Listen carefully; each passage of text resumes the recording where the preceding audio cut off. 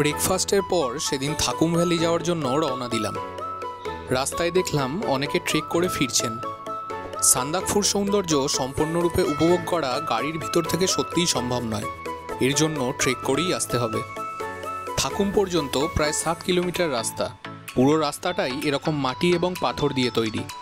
ড্রাইভাররা এখানে খুবই দক্ষ, এই রাস্তায় গাড়ি চালিয়ে অভ্যস্ত, কিন্তু অনেক ট্যুরিস্ট এখানে প্যানিক করতে পারেন।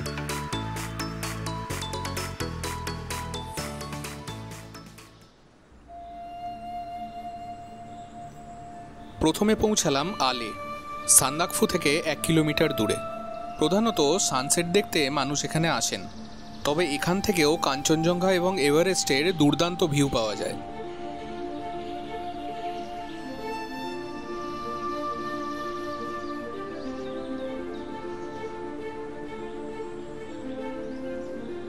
এখানে ট্রেকার্সদের জন্য টেন্ট করা আছে। চা কফি বা ম্যাগি খেতে চাইলে তার দোকানও এখানে পেয়ে যাবেন। থাকুম পর্যন্ত রাস্তাটা দেখুন, রোড কন্ডিশন অ্যাকচুয়ালি কীরকম নিজেই বুঝতে পারবেন।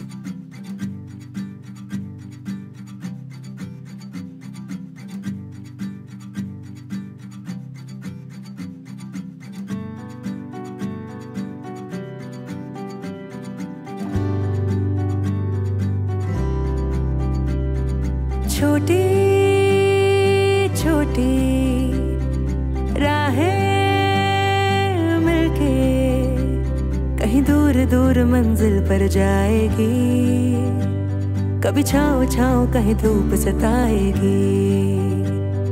लंबी लंबी दूरी भी यूं ही चलते चलते कम होती जाएगी, कभी छाँव छाँव कहीं धूप सताएगी। सफर अनजाना सा है, रास्ता बेगाना सा है, हर मोड़ मोड़ पे कुछ नया सा है, हर मोड़ मोड़ पे कुछ नया सा है। सफर अनजाना सा है, रास्ता बेगाना सा है, हर मोड़ मोड़ पे कुछ नया सा है, हर मोड़ मोड़ पे कुछ नया सा है।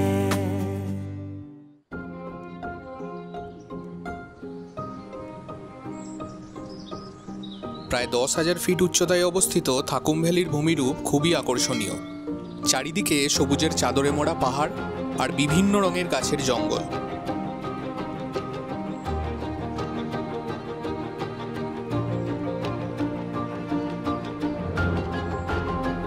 একদম কাছেই স্লিপিং বুদ্ধা রেঞ্জ, আর তার ঠিক কিছুটা পাশেই এভারেস্ট রেঞ্জ।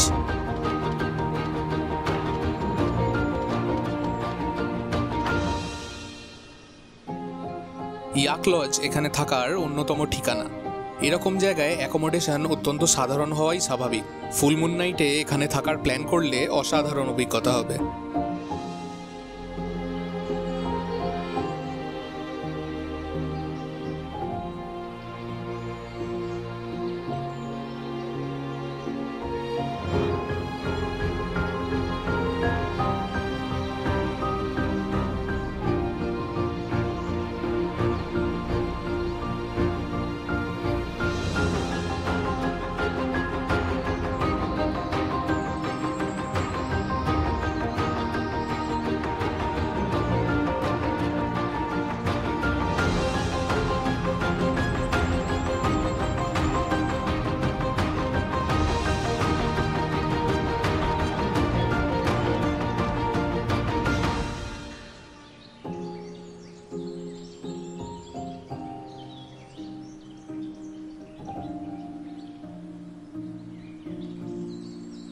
বেড়াতে গিয়ে আমরা এরকম কিছু কিছু জায়গা দেখি যেখান থেকে আর ফিরে যেতে ইচ্ছে করে না।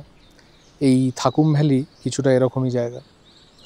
আমরা যখন আসছিলাম রাস্তাটা খুবই খারাপ ছিল। ওই কালীপোখরির 4 কিলোমিটার আগে থেকে এইদিকে পুরো রাস্তাটাই খারাপ, কিন্তু এখানেও এসে যেটা পেলাম তার তুলনায় রাস্তার ঝুঁকিটা বা রাস্তার কষ্টটা কিছুই মনে হচ্ছে না।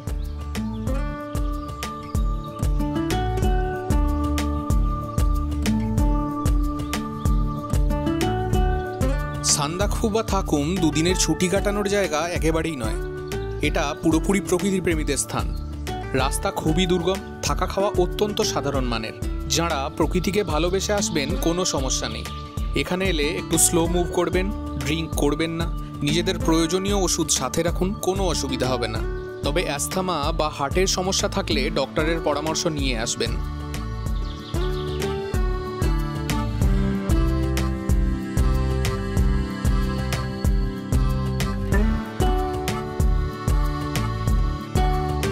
ফেরার পথে চন্দুতে একবার দাঁড়ালাম। এখানেও থাকার জন্য হোমস্টে আছে। এইদিকে ক্লিয়ার মাউন্ট এভারেস্ট, আর এইদিকে কাঞ্চনজঙ্ঘা।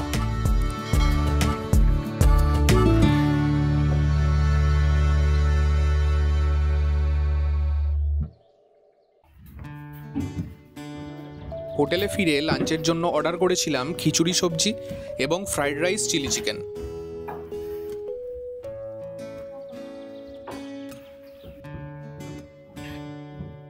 শেরবা চ্যালেটের ফুল মেনু আমি আগের পর্বে দেখিয়েছি, না দেখে থাকলে আগের পর্বটা দেখুন।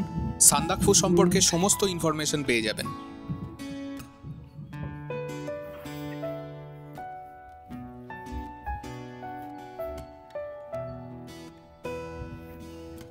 এখানে চিলি চিকেনটায় কোনো কোটিং নেই, ডিরেক্ট ফ্রাই করা।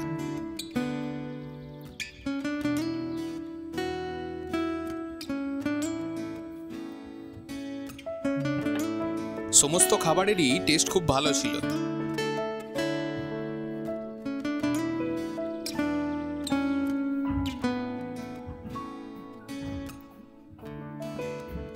খাবার জন্য গরম জল এখানে সব সময় অ্যাভেলেবেল। অনেকে সাজেস্ট করেন জল, চিপস, কোল্ড ড্রিঙ্কস বা ড্রাই খাবার ক্যারি করতে। তবে আমার অভিজ্ঞতায় বলে এখানে প্রয়োজনের জিনিস মোটামুটিভাবে সবই পেয়ে যাবেন। রেগুলার খাবার জলের জন্য কোনো টাকা দিতে হবে না। বাকি জিনিসের দাম স্বাভাবিকের তুলনায় একটু বেশি।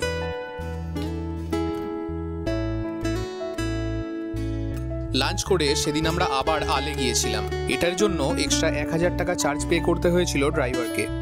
1 কিলোমিটার পাহাড়ি রাস্তা, সম্ভব হলে ট্রেক করেও আসতে পারেন।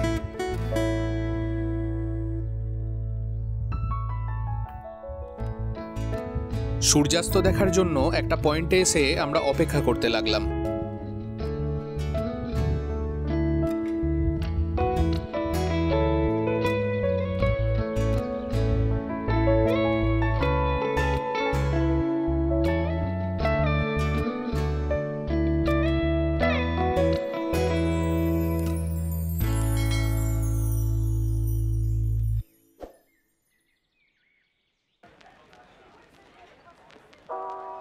সূর্যাস্তের রঙে রাঙা স্লিপিং বুদ্ধা এবং এভারেস্টকে বিদায় জানিয়ে ফিরে এলাম হোটেলে।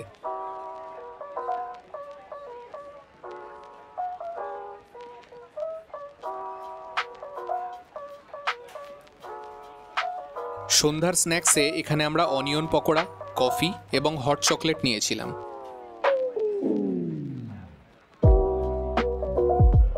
রুমের মধ্যে ইলেকট্রিক কেটেল এবং ফ্লাস্ক দেওয়া আছে।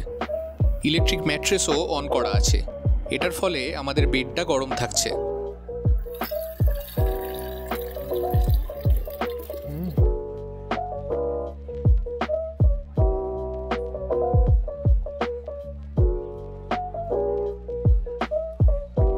সেদিন সন্ধ্যায় এনাদের ক্যাফেতে দুটো স্পেশাল জিনিস ট্রাই করেছিলাম। প্রথমটা ছিল রডোডেনড্রন ওয়াইন। রডোডেনড্রনের ফুল থেকে তৈরি হয় এই ওয়াইন। ইস্ট এবং চিনি দেওয়া থাকে। খেতে মিষ্টি এবং প্রচণ্ড রিফ্রেশিং।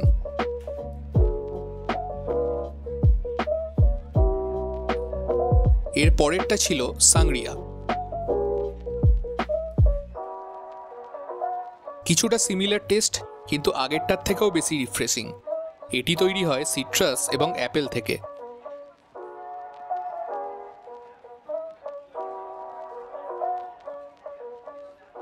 ডিনারে আগের দিনের মতোই সেম মেনু ছিল। ভাত, চিকেন, ফুলকপি আলুর তরকারি, বিনস এবং রুটি। এটা আমার কাছে এই হোটেলের একটা নেগেটিভ পয়েন্ট বলে মনে হয়েছে। পরপর দুদিন সেম খাবার না হয়ে একটু ভ্যারিয়েশন থাকলে ভালো হতো।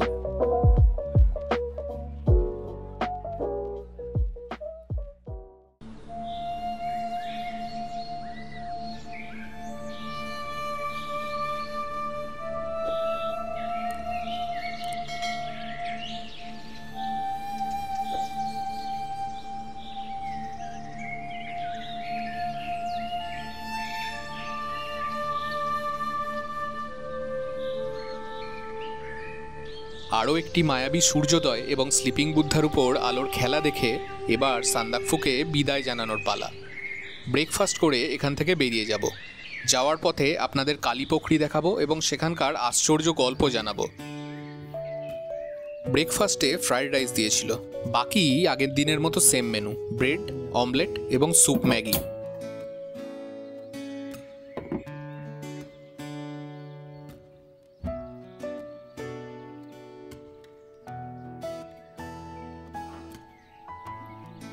ফ্রাইড রাইসে অনেক ভেজিস দেওয়া আছে, খেতে বেশ ভালো।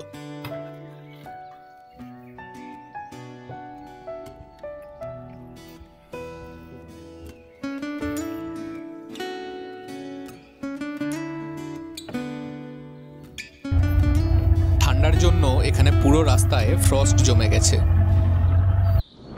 কালীপোখরি নাম শুনেই বোঝা যায় কালো জলের লেক। এটি দেখতে অনেকটা ডান পায়ের ছাপের মতো। অনেকের মতে দেবাদিদেব মহাদেব এই পথে হিমালয়ে গিয়েছিলেন, তাঁরই পায়ের ছাপের ফলে সৃষ্টি হয় এই পবিত্র লেক। জল স্পর্শ করা কঠোরভাবে নিষিদ্ধ। গাছের পাতা বা খড়কুটো যাই পড়ে পাখিরা তা তুলে নিয়ে গিয়ে এই লেক পরিষ্কার রাখে। প্রচণ্ড ঠান্ডায় যখন চারিদিকে বরফ থাকে তখন ওই লেকের জল জমে যায় না।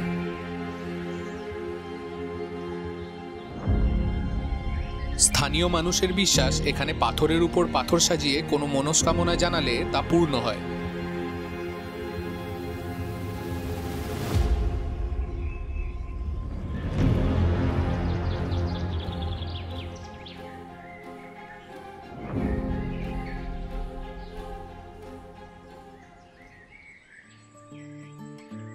এখানে রাস্তার অবস্থাটা দেখুন। বেলা 11টা বাজছে এখন। যেখানে রোদ আসেনি সেই রাস্তার উপর পুরো ফ্রস্ট জমে রয়েছে এখনো।